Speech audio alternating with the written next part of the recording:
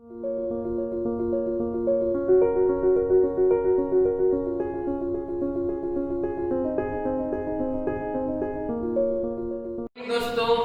मैं सेल्फ चिंतन मुरडिया, मैं आज आपको एंटी फ्लोराइड कंपाउंड के बारे में समझाऊंगा।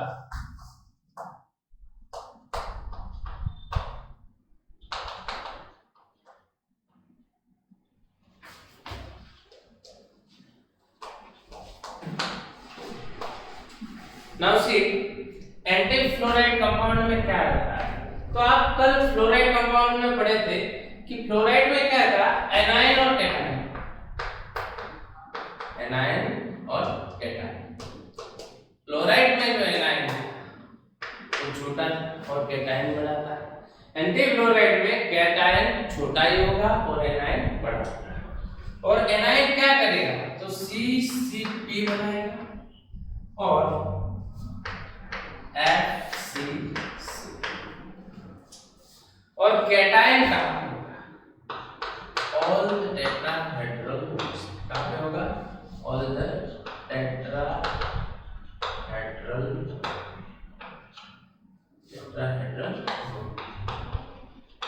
समझ में। उसमें जैसा था उससे सेम उल्टा यहाँ पे है, समझ में आ रहा है। ओके, नाउ हम लोग Z फाइंड करेंगे। Z effective number of atom in one unit cell. देखिए, तो सबसे पहले बात करते हैं एनायन। तो एनायन में देखो, एनायन क्या बना रहा है, CCP एंड FCC। अब भली बात जानते हो कि CCP का number of atom in unit cell कितना होता है, 4। कितना होता है, 4। और कैटायन की बात करें तो कैटायन में नंबर ऑफ यूनिट सेल कैसे फाइंड करेंगे, तो टेट्राहेड्रल। आपको पता है कि टेट्राहेड्रल बॉन्ड FCC लेता है, इसमें कितने होते हैं, 2n। कितने होते हैं, 2n। पर n is equal to number of atom in unit cell, it means 2 into 4 equal to 8।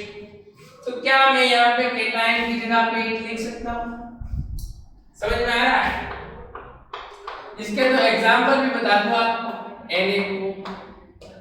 Na2S, ये दोनों इसके एग्जांपल हैं। तो एनायन और कैटायन, आपको पता है कि हम कंपाउंड को शो करते हैं तो कैटायन को A लेते हैं और एनायन को B लेते हैं। तो देखो A8B4 है, क्या है, A8B4। तो क्या इसमें से मैं 4 कॉमन निकालूं, 4A2B। तो हम एंटी फ्लोराइड कंपाउंड को एक और नाम देते हैं A2B टाइप कंपाउंड। क्या कंपाउंड, A2B टाइप कंपाउंड। अगले जो कंपाउंड आप पढ़ रहे थे इसको आप क्या बता रहे थे, AB2। अब इसको क्या बताओगे, A2B। बच्चों इसके लिए Z क्या होगा, समझ में आ रहा है। अब इसके बाद में इसके कोऑर्डिनेशन नंबर की बात करते हैं। Coordination number, coordination number anion का भी होता है और कैटायन। तो एनायन का कोऑर्डिनेशन नंबर गौर से देखो, एनायन कहां पे, फेस सेंटर पे, इसका कोऑर्डिनेशन नंबर कितना होगा, 4। कैटायन कहां पे, वॉइड में, इसका कोऑर्डिनेशन नंबर कितना होगा, 8। समझ में आ रहा है कि ऊपर से जा रहा है, आ रहा है ना। इसके बाद बात करते हैं टचिंग कंडीशन।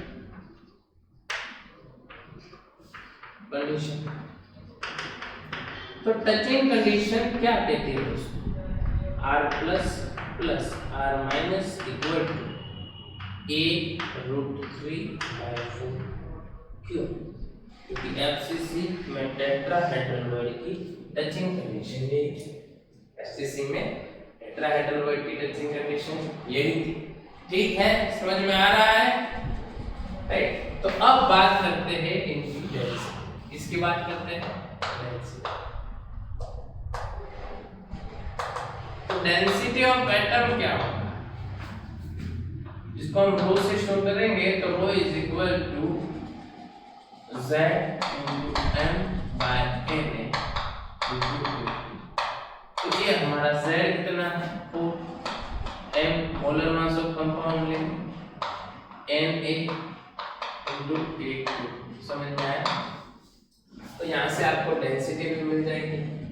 इसके बाद में हम बात करते हैं पैकिंग फ्रैक्शन। इसकी बात करते हैं पैकिंग फ्रैक्शन। तो देखो बच्चों, पैकिंग फ्रैक्शन कैसे होता है।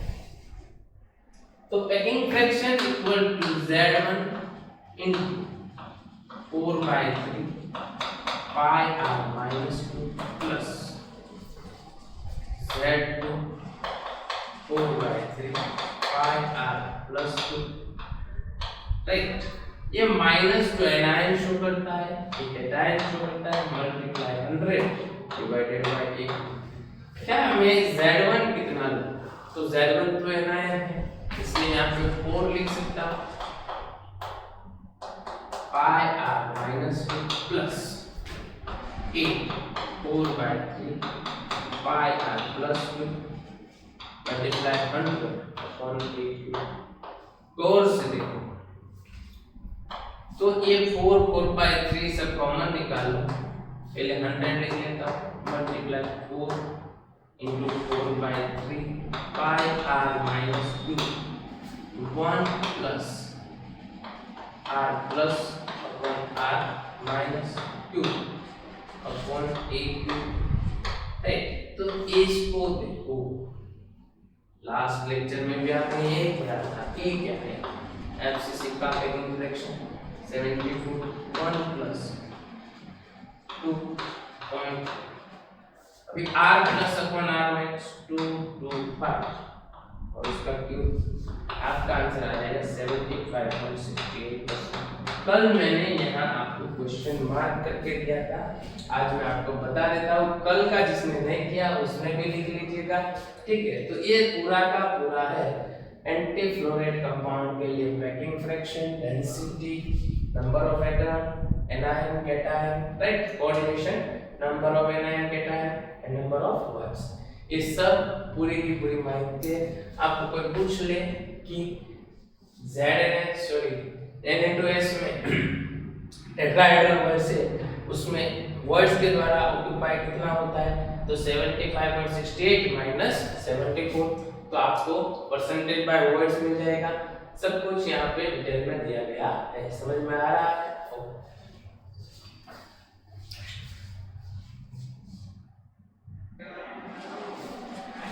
ओके दोस्तों, तो मैं अब आपको बता रहा हूँ CaCl कंपाउंड। राइट, CaCl में क्या होता है आपको याद रखना है, एनायन एंड कैटायन। एनायन का तो एनायन जो है जो HCC बना रहा है, और कैटायन है वो BC, बॉडी सेंटर में। कहाँ पे है? बॉडी सेंटर पे। कहाँ पे है? बॉडी सेंटर पे। याद रखिएगा बच्चों, एनायन कहाँ पे है? सिंपल क्यूबिक सेल बना रहा है, और कैटायन क्या बना रहा है? Body centre. इसलिए इसका जो Z निकाले, इफेक्टिव नंबर ऑफ एटम,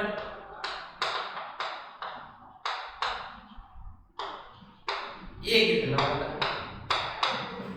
तो Z इक्वल टू एनायन की बात करें तो एनायन कहाँ पे है? राइट, जो HCC बना रहे हैं इसलिए 8 into 1/8 equal to 1 equal to anion. और बात करें कैटायन की, जो बॉडी के सेंटर में वो 1 है, इसलिए यहाँ पे Z कितना है? इसका फिगर में ड्रॉ करके बता देता हूँ आपको।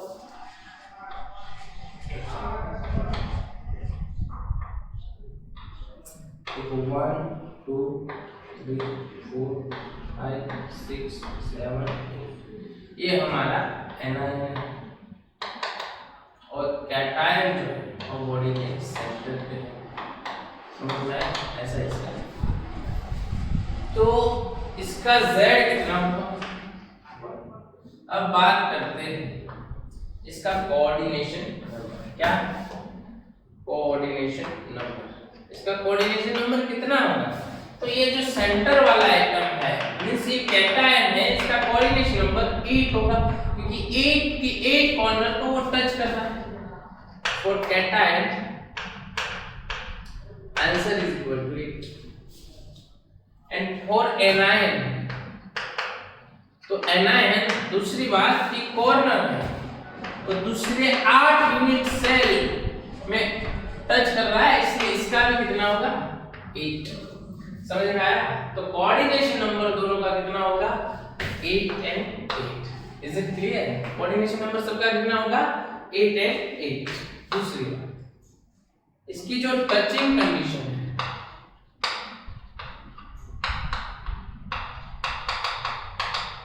r plus plus r minus a कितना होगा a√3/2। कैसे बता कि समझ लो बॉडी डायगोनल कितना a√3 but is equal to 4r, इसके हिसाब से यहाँ पे काउंट कर लो 2r इक्वल टू a√3/2। समझ में आया? ना समझ में आया तो मैसेज कर देना या व्हाट्सएप कर देना, मैं आपको आंसर दे दूंगा कैसे। इसके बाद डेंसिटी की बात करें तो यहाँ पे z * m/na